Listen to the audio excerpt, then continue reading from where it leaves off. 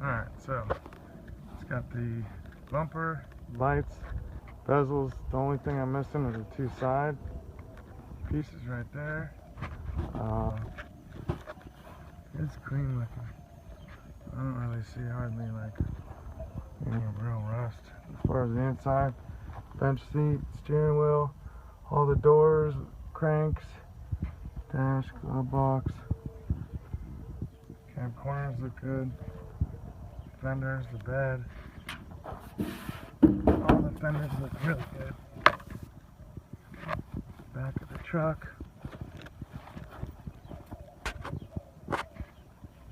This fender.